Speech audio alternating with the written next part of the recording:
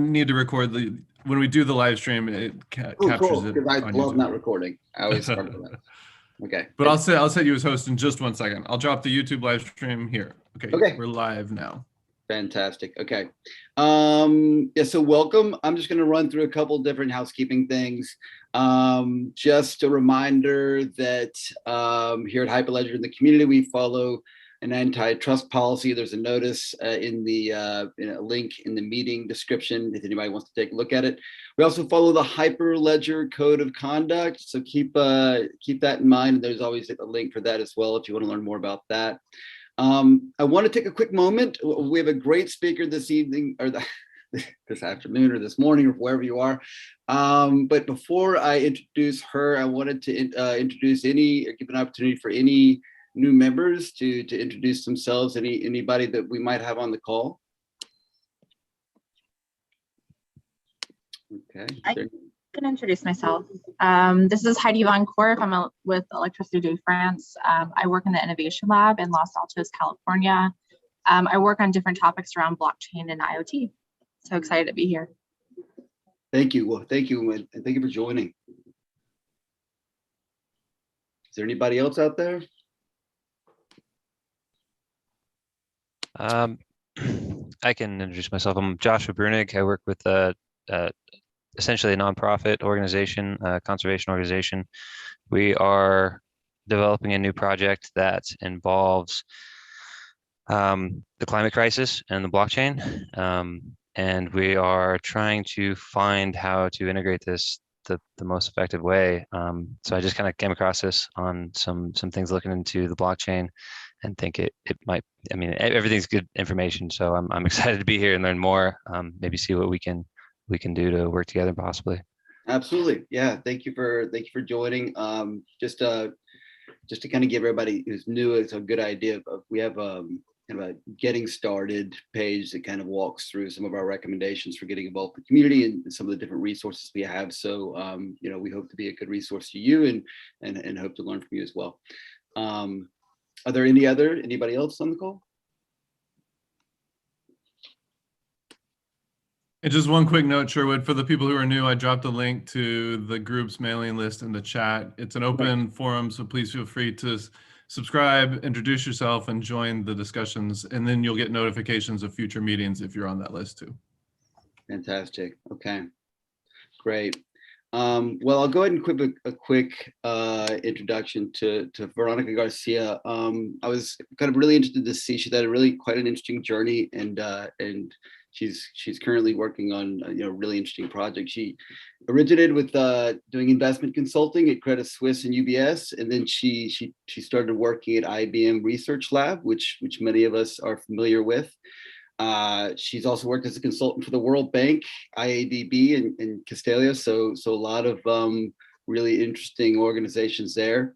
And so her research is focused on renewable energy technologies and quantifying investment needs to reach the country targets for renewable power generation. And so that makes a lot of sense because of the organization that she's going to share with us now, Bitlumens, which is bringing solar power and water to rural areas using IoT and blockchain. So I expect this to be a really interesting presentation, and I'm very thankful for her being here. And with that, I'll hand the floor over to you. Thank you so much for the kind introduction, Sherwood. As you mentioned it, we are combining a few technologies and bringing them into rural communities, mainly to tackle the climate disclosure issues, transparency, traceability of data, and how we can make this type of technologies in a way that are really cost effective. Right, so try to minimize costs. In particular, we are looking at O&M costs minimization. So the problem we are trying to solve is one that involves millions of people in rural communities, where whatever you have, for instance, a mini grid in place, sometimes there is lack of reliable data, mainly for energy planning. Grids lack also of remote monitoring, and sometimes you have either intermittent access to electricity or no electricity at all, And then you are also at the intersection of no banking services around these communities. And the impacts are lower productivity, blackout and tampering, an increase in CO2 emissions over time, and no access to financial services. So what we have decided to do is we have built our own smart meter, and the smart meter is connected to a software as a service that I will explain during this presentation. The idea of bringing this smart meter is to connect it at the solar plant, so it's a master meter, but it's also a slave type of meter where we can send information on generation and consumption and allow for demand management, meaning users can get access to, what is their consumption, so they would get an SMS and understand how much they are going to pay in the next week. If people don't pay, or if people get above their load limit, then they will get locked. Okay, the system locks and unlocks with a payment, or unlocks after the issue with the load limit has been fixed. So these two variables are extremely important, because in areas that don't have this type of smart metering devices, if you have, for instance, 1 or 2 nodes that go above their load limit, there is also a risk of a blackout in the whole grid. So what we are trying to do is really bring these smart meter devices mainly to avoid sending agents all the time into the ground and to check what is wrong and which household was provoking this type of event. So part of this information that we are collecting from the power plant and also from the end users goes into the blockchain and also goes into the cloud, depending on, do you hear me well?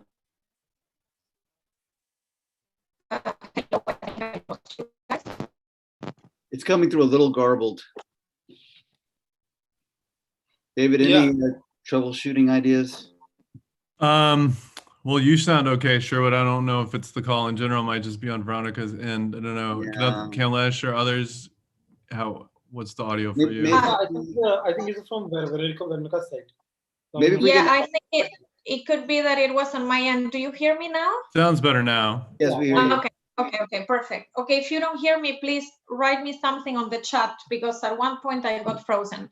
But anyway, so what I was saying is that part of this information goes into the blockchain. We are using Hyperledger 2.2. And then part of it will go into the cloud. And I will explain what goes on the chain and what we have decided to go in the cloud.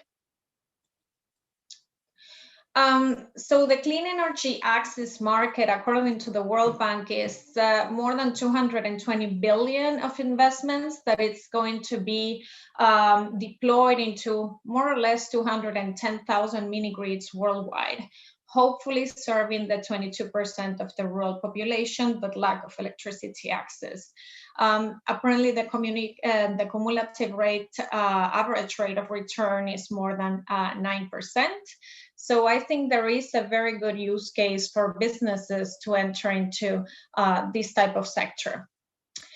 When it comes to what is going on the blockchain, I want to introduce this particular example where we have the smart meter data, mainly consumption, and we also have the payment management system included in there, meaning we manage, for instance, the bills of the users. So this is, of course, shared with the user and shared with the power plant.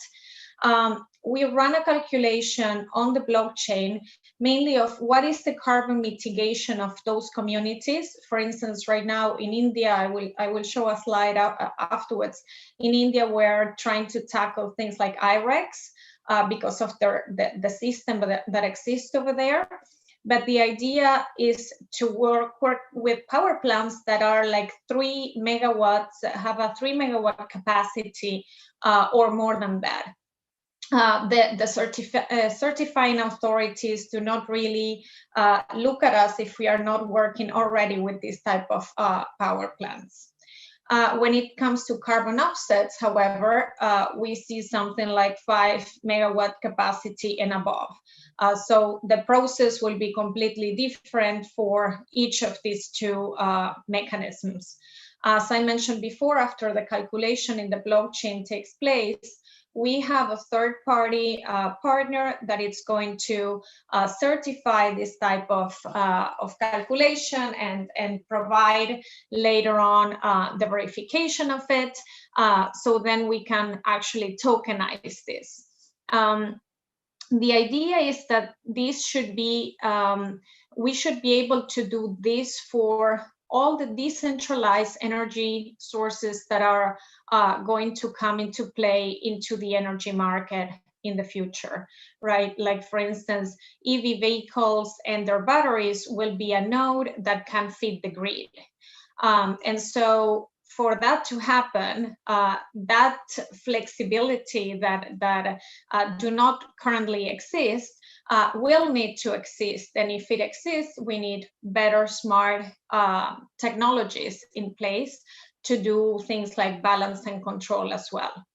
The same applies for industrial agriculture, where you can have sensors in place sending data to, it could be either the blockchain or the cloud, where we can actually also certify that, for instance, those communities are producing something, and then within this trace the whole thing in the supply chain. So the whole production will be on chain.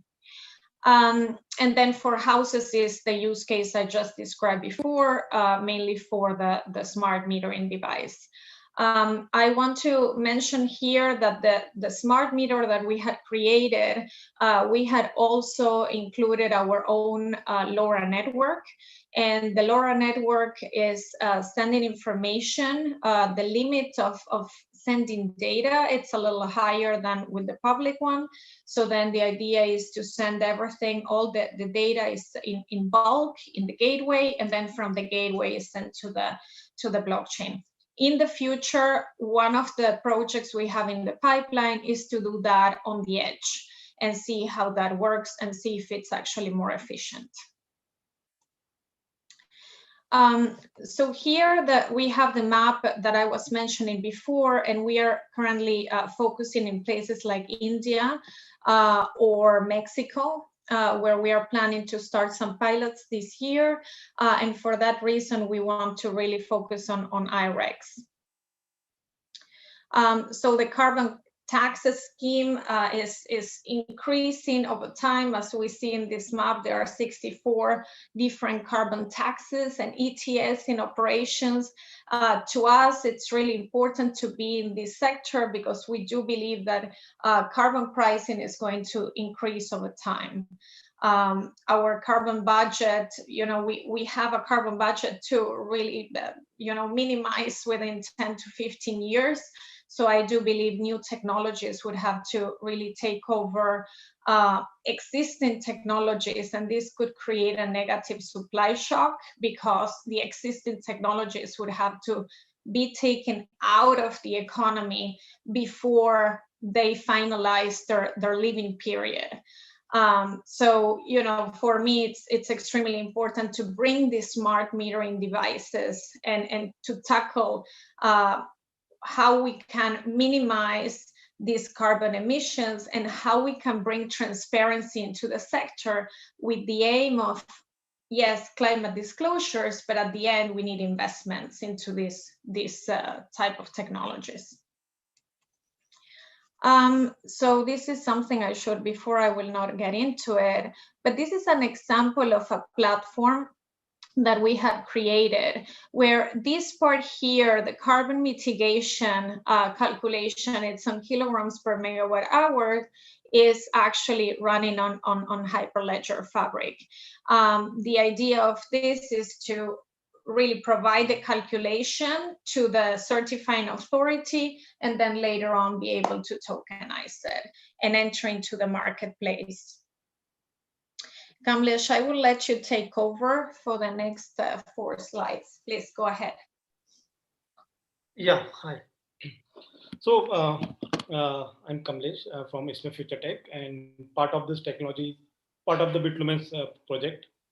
So in the architecture, you can see that there's a Bitlumens platform, and there's a microgrid provider. So that setup grid and the smart meter is set up here, and there is a to do the wallet payment and recharge for the solar electricity.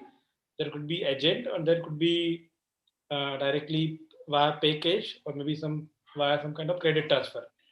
And all this we are recording on the fabric, and even the details about the consumer, like their GDP, their economy, and what kind of uh, electricity consumer they are, like because they are using the kerosene, they are using the normal electricity, all we are recording. And in the diagram another different stakeholder which is could be part, like there is a micro lender, banks, government, NGOs, like maybe suppose NGOs could pay the on behalf of the users electricity consumption. So these are the couple of stakeholders in the platform.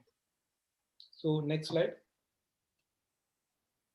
Okay, and this is the Hyperledger Fabric architecture. So currently we set up with the two organization, and currently it's belong to the Bitlumens. So whenever the any microgrid provider want their own node, this node can be added. And there's a 3 raft node services and running on the Fabric 2.2. And Fabric Certificate Authority being used to create a certificate and credential for this complete Fabric structure. And there are 3 different smart contract. One is smart contract to kind of identity of the users.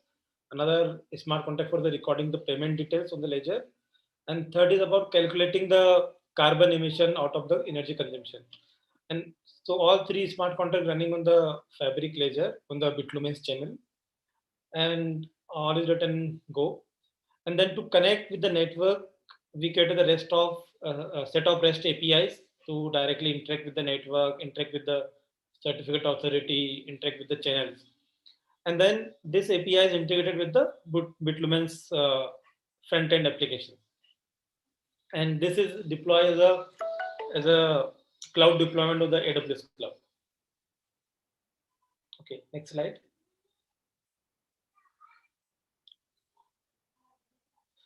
You're on mute. For some reason, I cannot move to the next. Give me a second, Kamlesh. Okay. So yeah, so the question like focus is the meter and credit. So yeah, so to get the details about the energy consumption and unlock the smart meter via their payment and their status of their wallet. So to this one, and credit is very important to calculate the carbon emission and carbon offset credit for the energy consumption.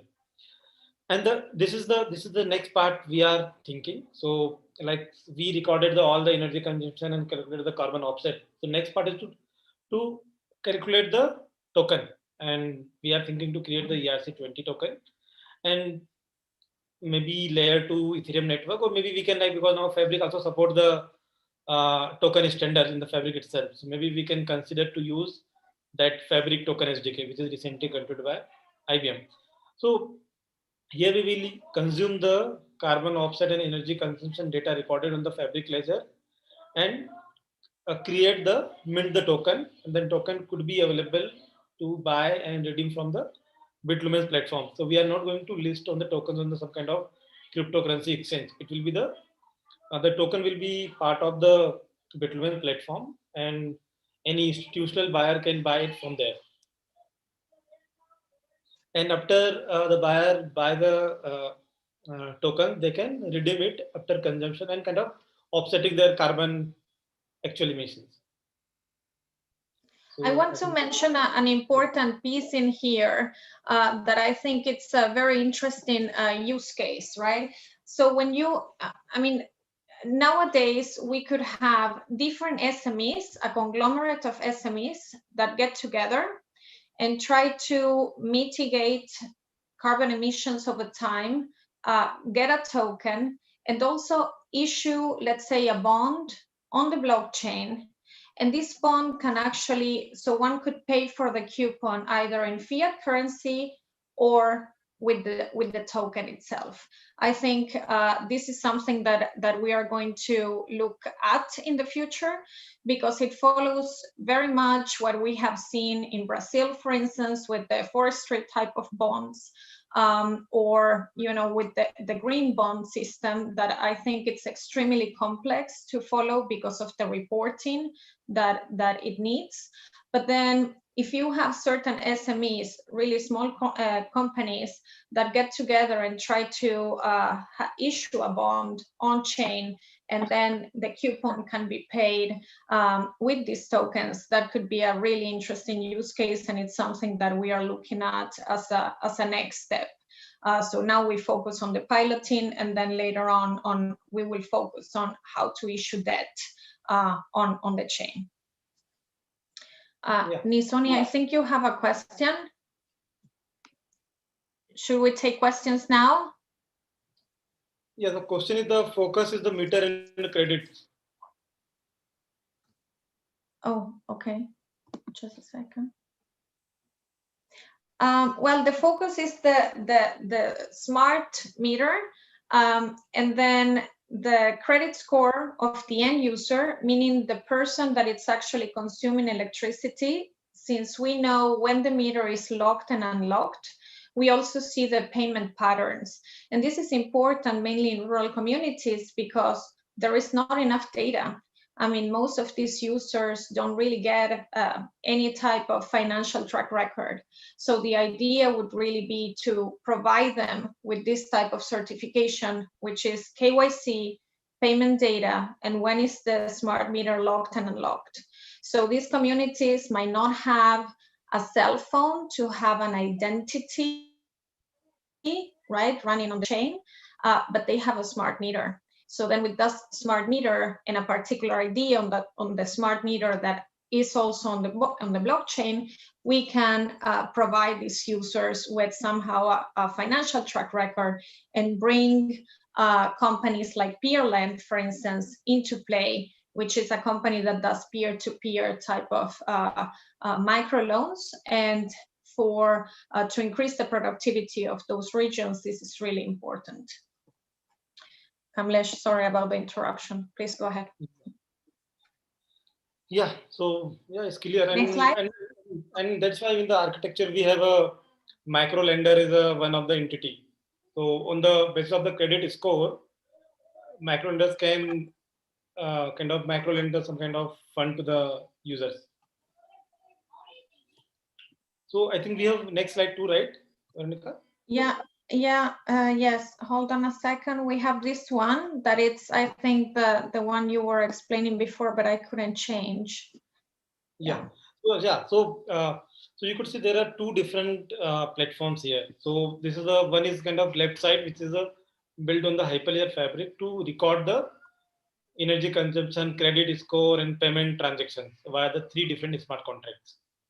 And the left side use the data of all payment and credit score and the carbon option and create the tokens out of it. And this token could be tradable on the Bitlumens platform, not on the cryptocurrency platform. So, and then it could be by any institutional buyer can buy it and they can redeem it on the platform. So after the buyer offset the carbon emission, the token will be burnt or kind of, because the token will be redeemed. So this is the thing, actually. Okay, I think we have covered that, and I want to mention 2 additional pieces. One of them is most smart meters that exist in rural communities that are, let's call it pay-as-you-go, so prepaid type of meters. They need, for instance, a vending machine or a certain code to unlock them. We do that remotely, meaning you can go into a shop that has a smartphone. That particular shop will enter your smart meter ID in the system and send the funds directly to the, let's say, the smart meter and unlock it. So this is a great use case to, for instance, I'm an NGO and I want to pay for the electricity of some of these rural communities. I can do it by unlocking their devices remotely. So this is I would say the quite unique use case that could open the door for some additional investment into those communities. Thank you, Alfonso. Let's see the questions. Who else has a question? I know that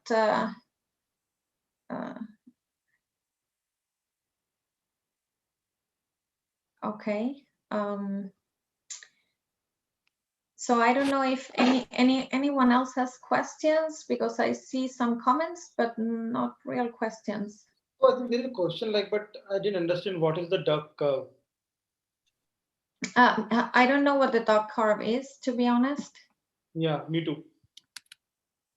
Stephen, can you please tell us or explain us a little bit of this question, if it's a question?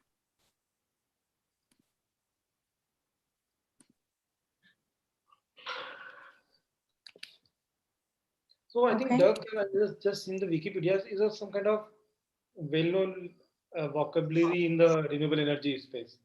Kind of power production over the course of a day that shows the timing imbalance between the peak demand and the renewable energy production.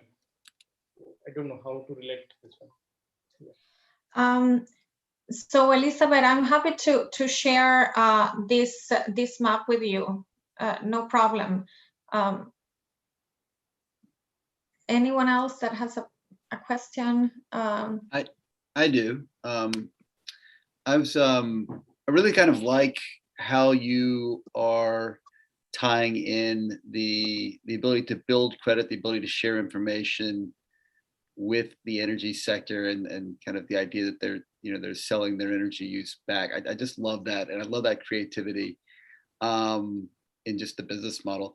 I'm curious, as you're taking this to market, what do you foresee the biggest? It's kind of a two-part question. What do you foresee the greatest challenges of taking something like this to market and scaling it? And the second piece I am very curious about is what are the stakeholders that you'll be engaging with? Like, what are the key stakeholders at a very high level, and kind of what ideally are you? How can they help you, and how can they help you kind of bring this to market and scale? Yeah, great questions, Sherwood. Thank you for that. So look, we are combining different technologies, and each of these technologies and use cases have a different set of policies and regulations that one has to comply with, right? And this is really important. I want to mention that we chose India as a market because they have really high renewable energy targets. I believe it's 175 gigawatts by 2022 and 450 by, I believe, 2030. Okay, so right now only solar is 4% of the capacity within India, meaning we will need trillions of dollars in investments within the next 20 years to really be able to comply with the goals they have signed for. So, you know, the investment piece is important, the policies are extremely important, but the level of digitalization that the Indian market has is fabulous, right? They have Aadhaar number, they have PAM, they have a set of, let's say, payment systems that are all already online, right? If I go to Latin America in a rural community, no chance anyone will do an online payment. In India, they do. So there is a huge advantage to really pilot this type of technologies. Our main customers are power plants, mainly renewable power plants, right? So what we really have to do is comply with the regulation that lies on things like the BIS, you know, that regulates the smart meters, and that's quite complex. So the smart meter we had produced, it's designed and manufactured according to the Indian rules. And that's really important to mention. So the next step is to pilot, and we have to pilot not only the hardware, but the communication piece, right? Because LoRa works usually really well, but does it work in areas where there are, I don't know, too many trees in place? You know, we don't know these type of barriers because we had tested in the lab. So I think all this, I would say it's all linked to regulation. And then the stakeholders that we are looking at are, you know, development banks, entities that would like to pilot with us the technology and share knowledge. I think that's really key. And right now, as I mentioned before, we have 3 different pilots in the pipeline. So what we are doing right now is fundraising, so we can, you know, try to manufacture and get the funds that we need for manufacturing and to hire some additional engineers. I think someone else has a question here. Oh, thank you, Nisoni. So there are questions regarding the, what is the question? Regarding the, does any NGO have a program to pay only when a user cannot pay or in a disaster? Elizabeth asked question. No, not really. So what I call this, it's a remittance as a service, right? And the beauty of that is that I don't have to be a financial entity. So I don't have to be regulated as a bank, because someone sends money to a machine and you get a service on the other end. If someone gets cash, then I would need to be a bank. So to answer your question, no, it's not only on a disaster or if someone cannot pay for the electricity. I would call it, it's more of a remittance as a service. Yeah. Another question that you already addressed before, like how does the third party responsible for verifying the carbon credits actually go about verifying the credits without sending worker into the field? Without what, sorry? Work is, yeah. So what verifying authorities actually want to see is they want to understand that our sensors work well. They want to understand and meet actually with the power plant. And then later they usually would certify it, and they would also bring it into the market. But of course, I mean, it depends on the services they give and how one pays for them. But just in a nutshell, that's the process. It looks like there's another question. There's a question from Elizabeth Green. Does any NGO have a program to pay only when a user can't pay or if there's a disaster? Well, actually, you know, development banks and a few NGOs I do know would do that. But some of them, whenever we tell them it's related to blockchain, they don't really like the idea because they usually would link it to cryptocurrencies. This is one important piece that I want to mention. It's not all, you know, unicorns and pink out there. When you say blockchain, you work with blockchain. So it has been, I would say, a little bit challenging on that end. But yes, there are some NGOs that would be working with us in the future after the first pilots have been implemented. Thank you. Another question from Alex Ivan Howard. How does the third party responsible for verifying the carbon credits actually go about verifying the carbon credits without sending workers into the field? Yeah, so I think I'm sorry, Alex. Yeah, I just answered that question. Yeah. I'm sorry. Yeah, I'm sorry. thank you. I was busy reading through the question, so that's why I missed it. My apologies.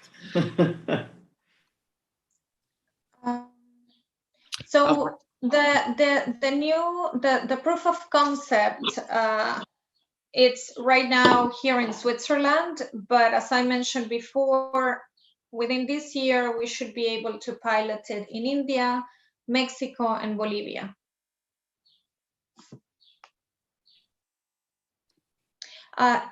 Regarding, do you have a carbon token yet? No, we don't have a carbon token yet.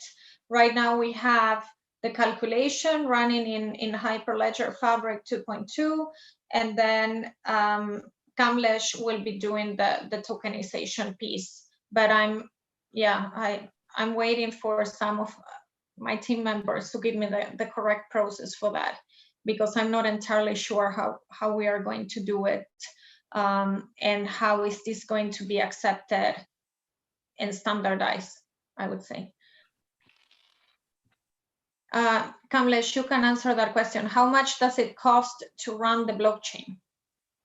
So that actually depends, like how many organization and the nodes you're running on the system. So it depends. Yeah, and I also want to say we were using before public Ethereum, and it was quite costly. Before we were working with solar home systems, so we didn't really care if the transaction, went through after 24 hours. But having a smart meter and big power plants, you do want the transaction to go fast. And therefore, that's one of the reasons why we decided to stick to Hyperledger. Yeah. Okay. So when it comes to India, that has specifically prohibited cryptocurrencies, regarding tokenization, so if you tokenize and you bring it into the open market, a market that it's running on chain, I just don't see how that could be prohibited. And I also don't see that we are going to be, violating any rules if this is not done in India.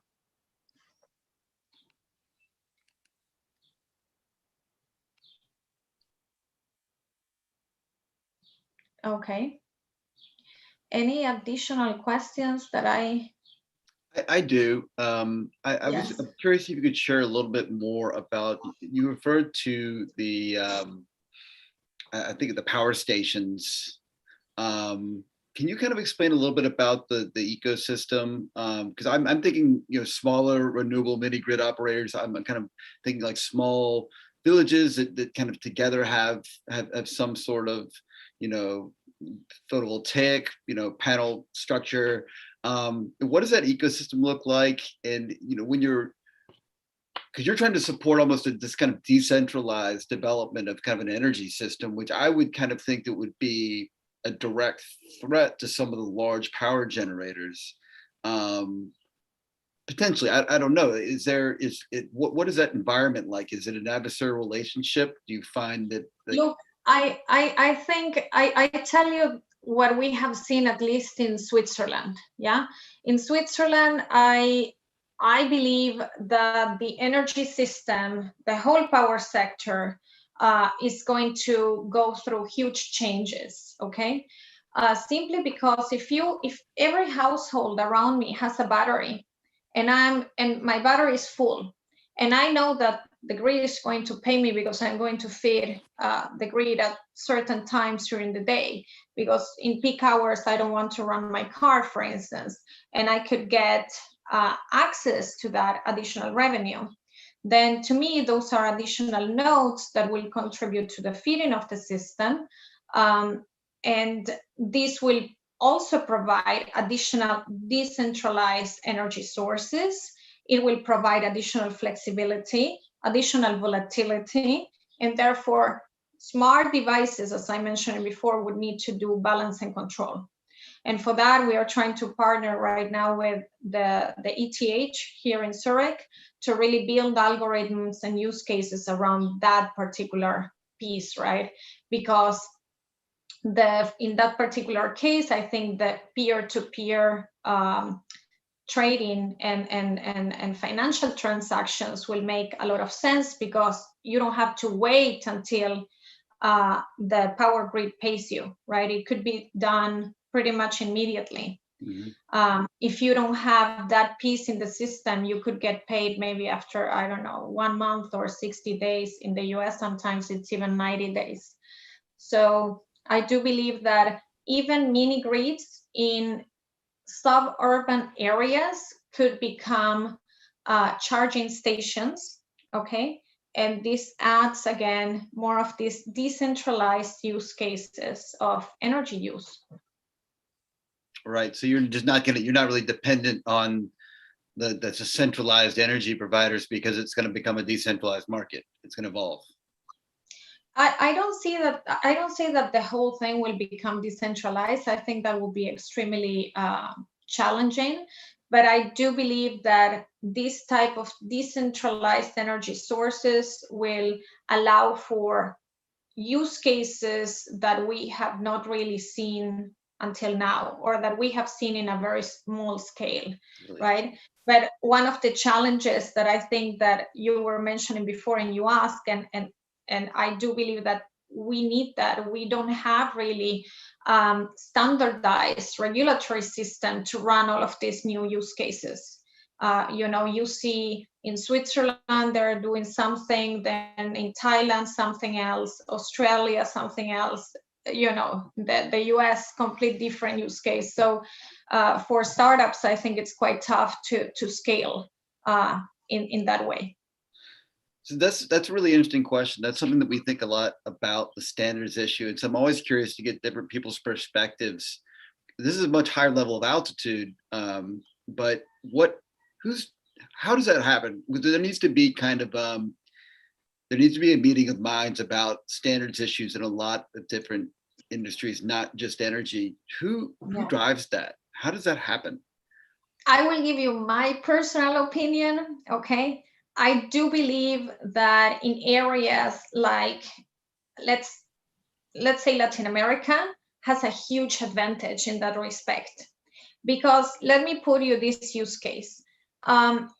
I, for instance, could be talking to a mini grid in a rural community, in a place in Latin America, in the middle of nowhere, and the energy ministry is behind and the owner of that particular mini grid. And so they tell me, Veronica, you come and you install this type of technology and we run pilots with it. And then we demonstrate and see how we can scale in the country with that, right? So if the owner of the power plant is the government, you do have a huge advantage when it comes to business development and standardization, right? Because they are adopting that and they are giving you a green card to really pilot and share data with them and standardize, right? Look at the use case in Chile, where you have the power sector and they have standardized the data within the power sector because they were thinking that more hacks are going to happen and they don't want that, you know, they will not want to pay the ransom in this case. So then they just developed their whole use case on the chain. I believe they are using Ethereum though, but you know, that's an example. And other countries like Costa Rica are following suit. So they are trying to do exactly the same. So that kind of brings me to thinking about India. You mentioned that there's really good digital infrastructure there. Is that due to the Indian government? And are you finding that there's good ways to integrate with them and work with them? Is there kind of a good, is there a good system for engaging with them?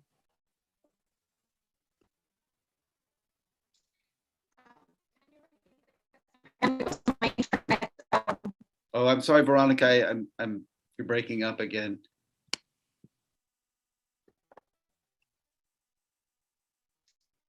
Sorry. Perhaps if you shut your video off.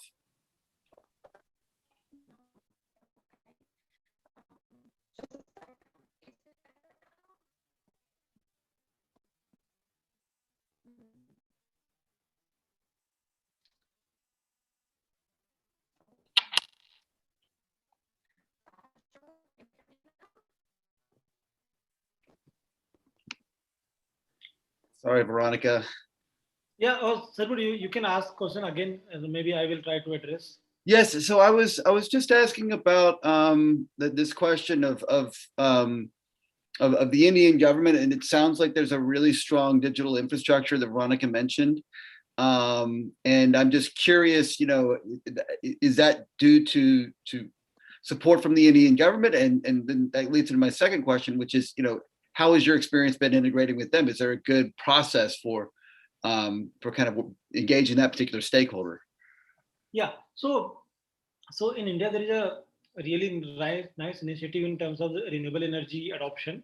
There are huge projects in the rural area and around the maybe the wind energy or solar energy, and they are engaging the even the Powerledger, one of the power renewable energy blockchain based system. They are also working with a couple of state governments in India to implement the peer-to-peer electricity trading on the blockchain based system. So yeah, government support and government want to adopt the new technology. That's why they are engaging the startups and the tech companies to enable that digital infrastructure. Great, thank you. Thank you, Kamlesh, to answering that. So sorry, my internet, I honestly don't know what happened. Sorry about that. It looks like Alex has 2 questions. Hold on a second. Alex, if you're there, I can read them. Alex, if you want me to. Yes, can you please read them? Happy I don't to, happy find to. them. Thank you. He says, Sherwood mentioned during the intro that you're working on Water 2. What is the idea there, and how far are you with the development there? Did I mention that? Yeah. So, Alex, thank you so much for that question. At the very beginning, we started actually with the use case of solar water pumps. Okay. But as we develop the software, it has been extremely challenging to find companies that would like to adopt the software and therefore include also some of the smart devices that we need to lock and unlock the system. So that's a use case that we have pending since months now in Senegal, actually. We have the community of women ready to adopt this, but we don't have the solar pump to work with. So, if anyone in this chat knows a good provider, please let me know. I have tried to touch base with a few, and it was extremely difficult.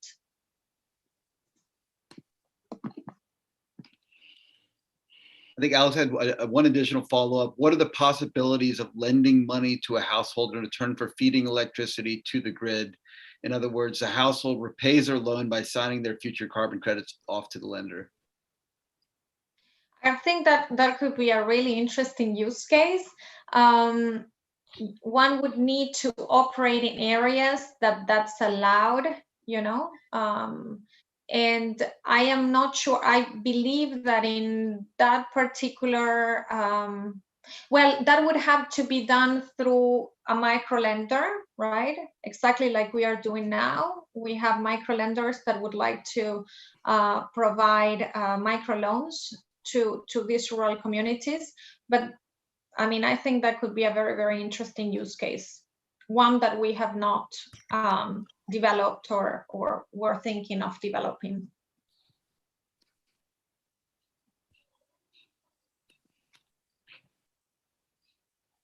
Oh, thank you. Great. So any additional questions that I don't see? There, Izoni? No? Okay. Okay. Oh, yeah, it looks like there's one from Izoni.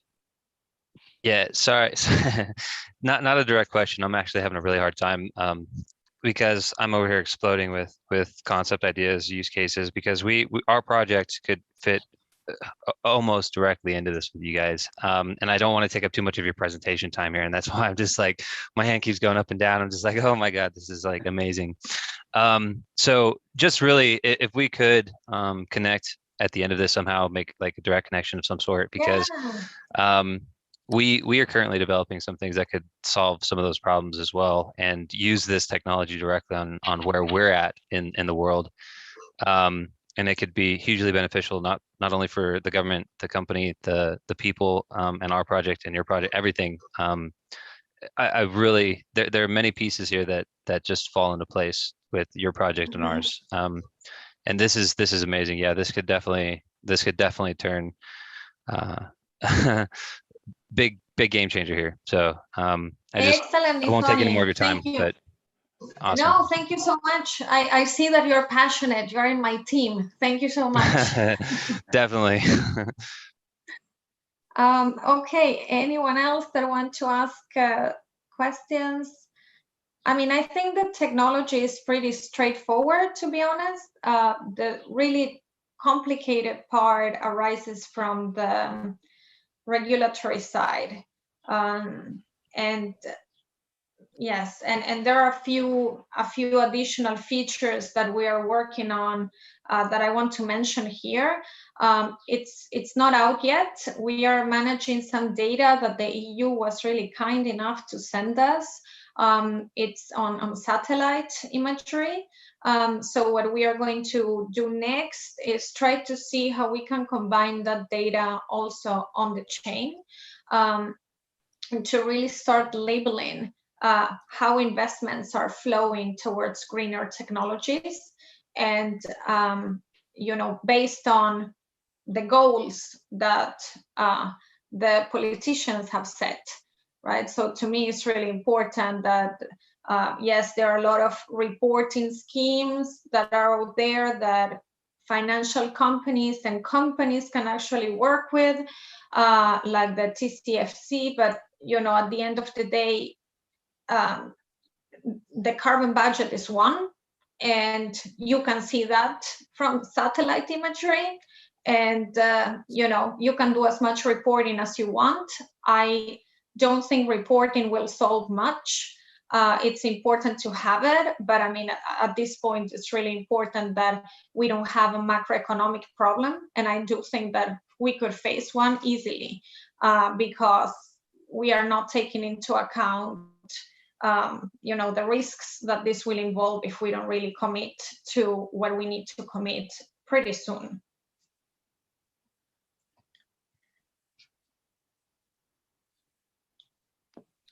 Alex also asked, are you guys at Bitlumens currently looking for more developers? Are there perhaps also any other ways in which one can get involved with your work?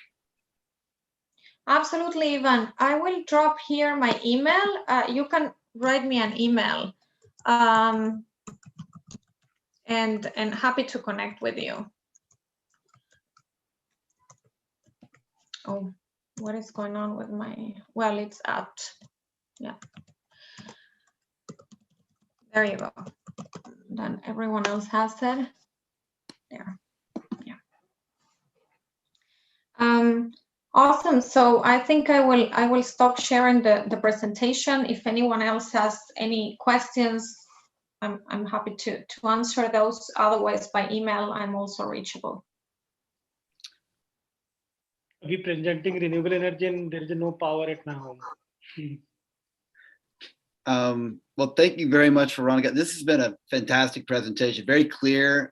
It's a really important area, and I love the, I love the creativity, the technology use and the business model use, and I love that you've got such a big vision and you're kind of spearheading in such an important area. So it's great to hear stories like this for us. It's great to see some movement and the action. So thank you so much for joining us.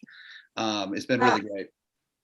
Thanks for having me. Thanks for having me. I'm a big fan of the group, and I'm always reading you guys. Sorry that I'm not extremely involved all the time, but I'm really a big fan. I am. Yeah, well, I think you are involved in your own way in the industry, in the space. So you're definitely driving things forward. So thank you for that. Thank you. I'll make just a couple quick last minute calls. We're going to be cutting this one short at the hour because I need to, there's a meeting coming up that I actually highly recommend other people to join.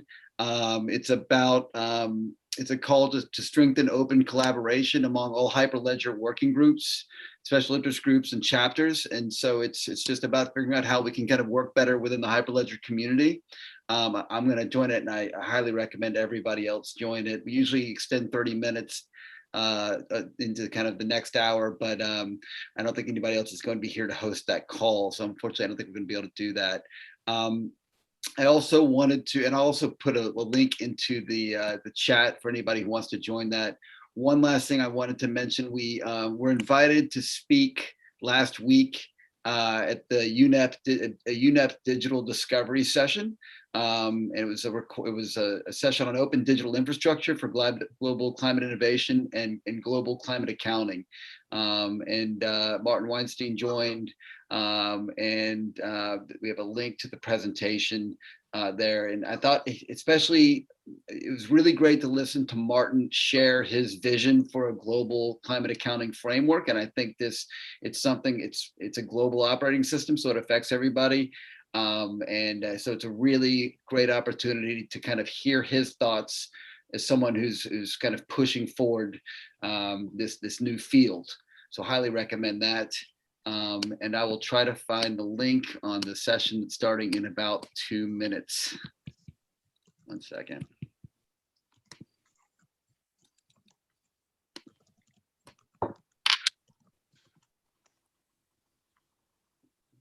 I have a quick question. Who can I contact about learning more about Hyperledger? Would that be you, Sherwood, or somebody else? Yeah, you can reach out to me. I'd be happy to answer any questions that you have. I'll put my email in the chat. 1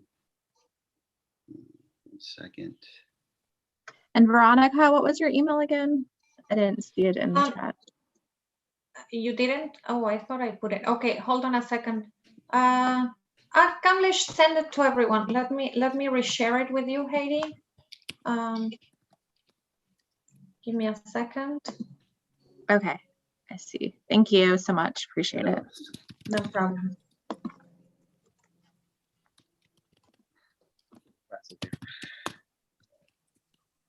All right. Okay, so I put a link into the upcoming event that's happening just about now, and also my email for happy to answer any questions. And with that, I'm going to go ahead and close out this session. Thanks again, everybody, for joining. Yeah, fantastic. Thank you so much, Sherwood. The other event is happening here, or do we go to LinkedIn? You go to LinkedIn, and there should be an invitation there to figure out how to join. Awesome, awesome. Thank you so much. You're welcome. Thank you. Bye-bye. Bye-bye.